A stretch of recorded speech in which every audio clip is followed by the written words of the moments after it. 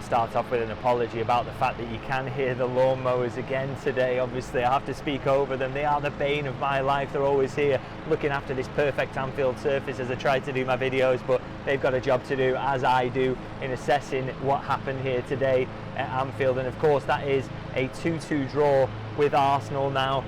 It is really hard to pitch how to judge these final games in the run-in, isn't it? Because you just know that things are going differently because Liverpool have ultimately sealed the sealed being Premier League champions with 4 games remaining, and so, you know, it's difficult to know how things might have played out if something was on the line. Equally, you have to say today that there will be disappointment there, that they had a 2-0 lead and kind of threw it away to end up drawing 2-2, particularly as, you know, Arsenal fans have spent a lot of this season talking about how they're just as good as Liverpool, and maybe they'll point to the fact that they got 2 draws against them this season, 2 all draws in fact, as evidence of that. But I think ultimately, you know, if Liverpool needed to see out that 2-0 win to clinch the title, or these two clubs have been close at all coming into this game, I don't really think we'd have seen that Arsenal comeback at Anfield here. I think the atmosphere would have been up. I think Liverpool would have been putting everything on the line to stop that happening.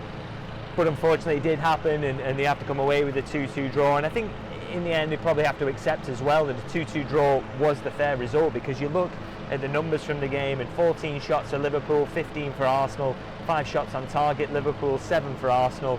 The XG count is 2.56 for Liverpool, 2.31 for Arsenal, and 4 big chances each. So a very, very even game, but with plenty of chances, plenty of shots on goal, and that's how you end up with a 2-2 draw. Of course, it is a bit of a game of two halves, really. I think Liverpool absolutely dominant in that first and fully deserving to be 2-0 up. I have to say, I thought we would kick on after that, really, and show that they're a much better side than Arsenal. But I think you also have to give a little bit of credit to Arsenal as well for the response, because in that first half, the football Liverpool were playing, they were slick, they were exciting, the atmosphere was absolutely fantastic, party mode again, and Liverpool were just electric, really. But Arsenal, I thought they came out and they showed a real response in that second half. And I know I'm here as a Liverpool journalist and cover them, but I do think there's major credit you have to give to Arsenal in terms of that, because it would have been so easy, wouldn't it, to let their heads drop and not come out and put on a show in the second half, or try to fight their way back in it. But I think they showed a really good response, and actually it kind of reminded me, really, you'd think about a couple of seasons ago, Liverpool get a 2-2 draw against a title chasing Arsenal at that point here at Anfield. The 2-0 down, the crowd gets up, you get a response, it ends 2-2, Liverpool unfortunate not to nick that game in the end. And I think about that, it not only slowed Arsenal down in terms of the title race, which obviously Arsenal weren't able to do to Liverpool today, unfortunately for them, but also I think it was an important result for Liverpool in terms of it provided a platform for them to go from what was a forgettable, horrible season in which they didn't compete for the Champions League into kind of a platform to the next season where they did compete for the title. And I wonder if Arsenal will be coming away from this game kind of thinking if this game can be a similar foundation for them, coming off the back of a forgettable season. They've proven they can go toe-to-toe with Liverpool here, and maybe they can use that and build on it coming into next season. I think, you know, it's worth Liverpool acknowledging that as well, because I think we saw in the second half here that Arsenal have had injury problems, they've had some squiffy decisions maybe throughout this season, and just a lot of issues to kind of face, some of which were self-inflicted in terms of the transfer business I thought was poor, and also some of the decisions tactically as well, and you know, not making the right decisions in terms of their approach to games. But equally, I do think, you know, people are going too far sometimes in terms of the criticism of that. I think, you know, they showed in the second half here they're one of the best teams out there for me in terms of penning you in, making it difficult for you, being really solid and pressing well and compressing the pitch. So for me, you know, if they get the decisions right in terms of what they do in the final third and add some quality there, because they're massively short there for me, that could be, you know, this will be a team that should be back up there next season. And I think it's helpful for Liverpool to be reminded of that fact. They can't just rest on the laurels. It's been a big gap between the sides this season, but of course Arsenal are going to fight back next season. I'm sure we'll see a better version of Manchester City. So Liverpool have got to respond. They've got to have a good summer themselves. They've got to build on this. And I think, you know, the upside for Liverpool, the huge benefit, is that they're going into that summer where they can do that and kick on from a position where they are the Premier League champions and they've got the trophy in the cabinet, and they've got all the experience and all the kind of confidence that comes with that as well.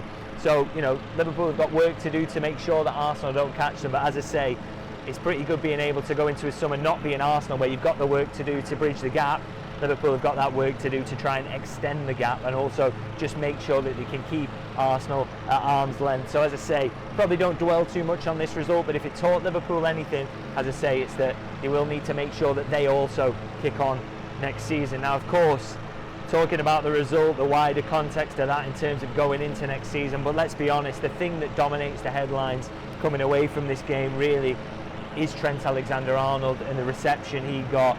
Now, you notice when he was coming on here, he said the substitutes bench is just in front of us here in this press box in the main stand, and there was smattering of boos, and then the Steven Gerrard song gets started up from the Kop. Now, obviously, that's a sign of this is a guy who's a Scouser and was loyal to Liverpool, very much drawing a comparison there to Trent, who has not done that. Of course, he's taken a different decision. And then, of course, he comes on the pitch, and I don't want to say all hell broke loose, but it was a very, very different atmosphere from what preceded it, which, as I said, I thought Arsenal had started the second half and that had dipped the atmosphere a little bit, but it was still a little bit of a party. We're hearing the Endo song, the Chiesa song on repeat, everyone just really enjoying themselves, and then things very much changed when Alexander-Arnold came on the pitch. I thought there were huge boos, really, some big boos when he took his first touches of the ball as well, and it just went a little bit toxic for a bit, really. And at the end of the day, I think fans are entitled to their views on that. My view is that I'm kind of caught between a couple of things on this one, really. Is I think he's won everything he can at Liverpool. He can't win La Liga here. He can't live in Spain while he plays for Liverpool, and so you can understand why those options are appealing to him. But equally, if you do that, you also don't get all the upside of being a Liverpool legend, which is, your mural probably on the wall around Anfield will probably come down. The fans aren't going to love you forever because you've taken that decision. And if you're a player who has branded yourself as someone who is the local hero, wants to be the next Steven Gerrard, wants to be the Scouser in the team, as the song goes, then, if you decide to step away from that, then you probably have to accept there are consequences. And I think we saw those consequences today. And what I would say about that is, seen a lot of discussion around this online in terms of whether that's right or wrong, but as I say, my view is that everybody should be entitled to their opinion and be entitled to express it, and the only way fans can express that really is in this environment where they get to show their dissatisfaction towards a player in the form of boos. They don't have any other opportunity to do that, so I think that's fair enough. Where I do think maybe things have gone wrong for Liverpool today, and where I think the error was for me really was from Arne Slot in even bringing him on at all, to be honest, because I can't really understand, and I've said this on videos before, for me, his main focus should be over the remainder of this season is not giving Trent the best possible farewell as a Liverpool player, because, he's maybe given up the right to that. I think the priority should be preparing Liverpool for next season. Now, he's obviously lent into that in terms of giving Conor Bradley a start, and that was a good decision.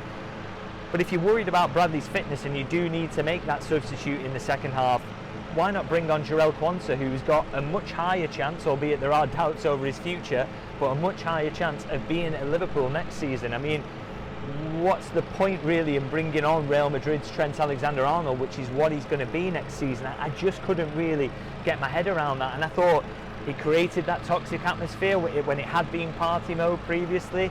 I think, all that was going on, the booing and all the distraction in the moments when the second goal was scored, and I think you can maybe draw a link there between the players being slightly distracted by what was going on. So it just didn't make sense to me, and as I say, there's no upside because Trent, any minutes he gets on the pitch here, are not going to help in terms of developing the team towards next season, whereas Quansah, a few more minutes at right back possibly could. So I just really didn't understand that decision really in terms of why he did it, and as I say, it created a little bit of a toxic atmosphere, which you could see not just in Trent. Obviously it looked difficult for him, as it would be, but it was difficult for the players around him. I saw Mo Salah throwing his arms up at the Kop. Dominic Szoboszlai didn't look particularly happy at the end as well in terms of some of the boos that we're seeing there. So it was just a needless decision, and Arne Slot has just said in his press conference there that he will make that decision again.